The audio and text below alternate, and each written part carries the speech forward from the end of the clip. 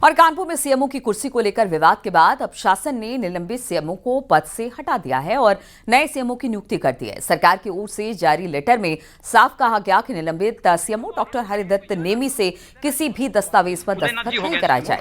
Doctor Udaynath को नया CMO बनाया गया। आपको बता दें कि यहाँ पर सीएमओ की कुर्सी के 2 दावेदार थे। निलंबित CMO doctor Haridatt Nemi high court का स्टे लेकर सीएमओ की कुर्सी पर काबिज हो गए।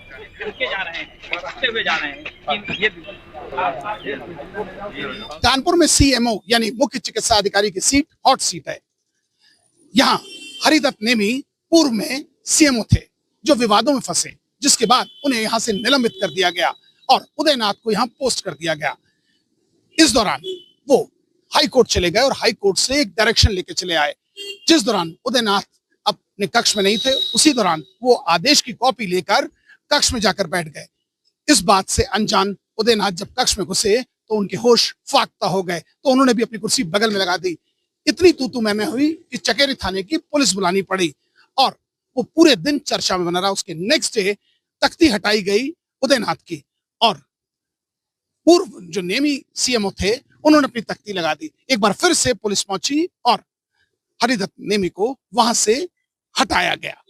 पुलिस की मौजूदगी में वो वहां से गाड़ी में बैठ के चले गए और आज एक बार फिर से उदयनाथ इस कुर्सी पर बैठे। मगर इन सब के बीच चर्चाओं का बाजार गर्म है। स्वास्थ्य विभाग के कर्मचारी के कार्यालयों में सिर्फ और सिर्फ ये चर्चा है कि अब अगला कदम क्या होगा नेमी का। लखनऊ में गुरु तेग बहादुर जी के शहीदी पर्व पर पहुंचे सीएम योगी ने बलरामपुर की घटना का जिक्र किया।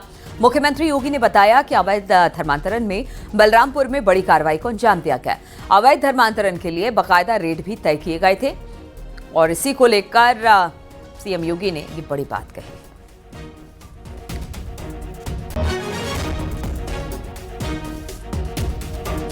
अभी बलरामपुर में एक बड़ी कार्रवाई को हम लोगों ने आगे बढ़ाया है। आपने देखा होगा उसने रेट तय किए थे, यानी कैसे धर्मांतरण के कार्यक्रम को आगे बढ़ाना है।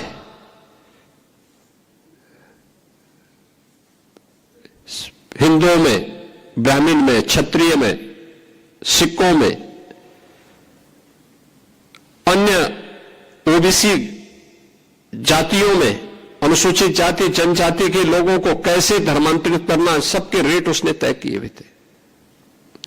विदेशों से उसमें धनराशि आ रही थी। आप सोचिए 100 करोड़ से अधिक का ट्रांजैक्शन अब तक उसके 40 खातों में प्राप्त हुआ है और लगातार उस अभियान को आगे बढ़ाने का कार्य कर रहा था।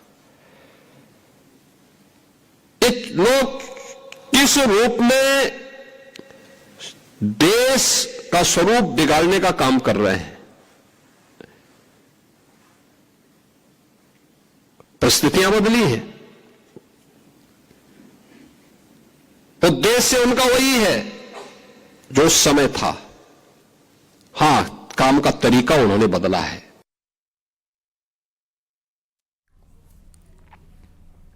और रक्षा मंत्री राजनाथ सिंह आज अपने संसदीय क्षेत्र लखनऊ के 2 दिवसीय दौरे पर पहुंचे। डिप्टी सीएम ब्रजेश पाठक समेत कई विधायकों और बीजेपी नेताओं ने एयरपोर्ट पर राजनाथ सिंह का स्वागत किया। रक्षा मंत्री राजनाथ सिंह ऐशबाग में प्रबुद्धजनों के साथ संवाद कार्यक्रम में शामिल होंगे। शाम को 4 बजे राजनाथ सिंह काली मंदिर परिसर में नवनिर्मित ब्लॉक का उद्घाटन भी करेंगे। राजनाथ सिंह शाम 5:30 बजे निराला नगर स्थित सरस्वती शिशु मंदिर में गुरु दक्षिणा कार्यक्रम में भाग लेंगे।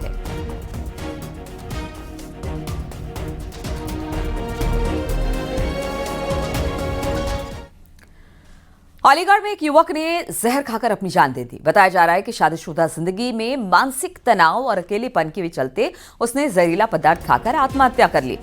आत्महत्या करने के पीछे बताया जा रहा है कि कुछ समय पहले उसकी पत्नी उसे छोड़कर किसी दूसरे व्यक्ति के साथ भाग गई थी, जिसके बाद से ही वो डिप्रेशन में था। परिजनों के मुताबिक पत्नी के जाने के बाद वो अक्सर गुमसुम रहने लगा। परिजनों ने उसे जिला अस्पताल पहुंचाया, लेकिन उसे बचाया नहीं जा सका।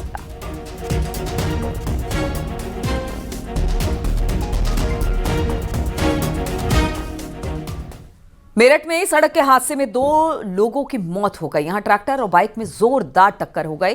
इस हादसे में एक बाइक सवार गंभीर रूप से घायल हुआ। मौके पर पहुंची पुलिस कार्रवाई में जुटी है।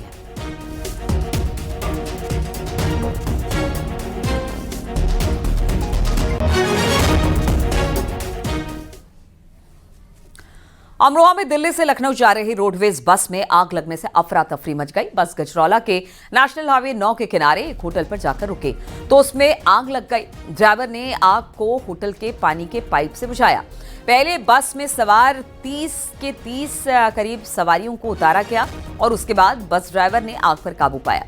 इस हादसे में बस में सवार यात्री बाल बाल बच गए।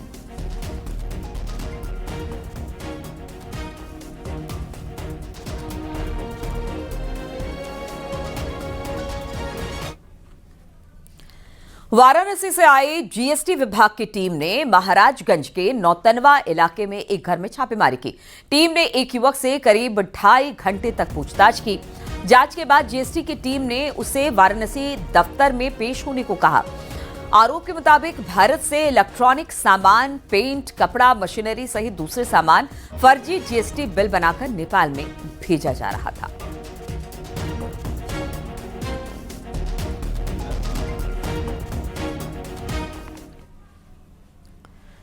आगरा में नशे में धुत कार ड्राइवर के कई गाड़ियों को रौंद दिया। बताया जा रहा है कि जब लोगों ने इसका विरोध किया तो कार ड्राइवर ने अपनी गाड़ी से तलवार निकाल ली। तभी मौके पर गुजर रहे डीसीपी सिटी ने अपनी गाड़ी रोकी और उसके साथ मौजूद पुलिसकर्मियों ने ड्राइवर को पकड़ लिया।